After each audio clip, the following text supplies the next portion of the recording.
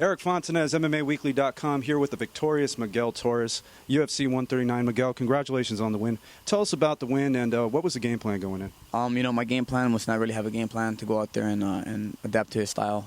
I thought he was going to come in really heavy-handed and trying to take the fight from me, trying to knock me out. Because I didn't think he was going to want a long, drawn-out fight because he didn't make the weight. I knew it was going to be heavy, so I was figuring he was going to be real aggressive. But coming out, I knew he was sitting back with that right hand waiting for a big shot. And he was going to try to counter my jab. So instead of me being very aggressive, I had to fight very smart. And it changed the whole pace of the fight. But like I said, I working a lot on adapting to situations. And he tried to take me down a couple of times. I stopped the shots, kept the pressure, and the fight turned out to be a good fight. Now, after the weigh-ins, you had some choice words for him on Twitter. You were pretty vocal about it. And, a lot of people think that you were pretty upset going into this fight. Is that safe to say that maybe it probably motivated you to get in there and get this win? No, I wouldn't say that was the total motivation. If anything, it upset me and threw me off a little bit because I could see a guy missing weight by a pound or two, but by 5 or 6 pounds, it's a lot of weight. This is the big leagues. UFC is where all fighters dream of being one day. And when you get here, one of the prerequisites is being able to make weight. I know it's one of Dana White's big pet peeves, and, it's one of mine. So I've never missed weight. Yesterday I came in a pound heavy. I think the lady doing the scale had a little bit of an issue. But, I made the weight, didn't have a problem with it. And he was off by a lot. And to me, that was very disrespectful.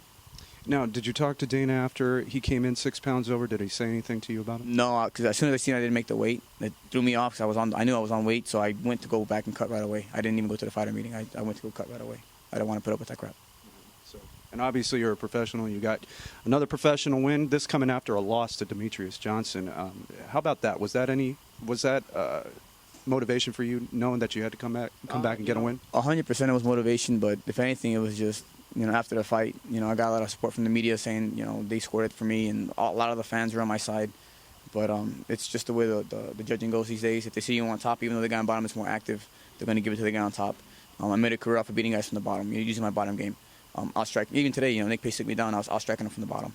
And, they don't see it that way. If the fight would end up him on top, they probably would have given him that round. So I figured, you either adapt or you fall behind. And, I've learned to adapt. Any disappointment in not finishing the fight and going to the judges? 100%. I wanted to knock him out or submit him. That was my goal for today, to knock him out or submit him. But like I said, I'm still finding that balance. And the style of fight that he fought was kind of awkward for me to try to go out there because I didn't want to put myself in a big risk situation. Because I know he was coming in heavy. If he was 6 pounds over, that means he's probably going to weigh in at 160 today. He looked really thick out there. So, I'm not worried about it. I got the W and I did my job. What's next for Miguel Torres? Whoever Dana White wants to put in front of me, or Joe Silva.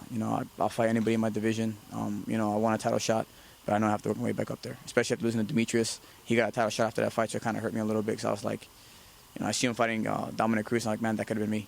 So, learn how to wrestle more, and work on my stuff. Well, congratulations on the win. MMAWeekly.com, signing out with Miguel Torres.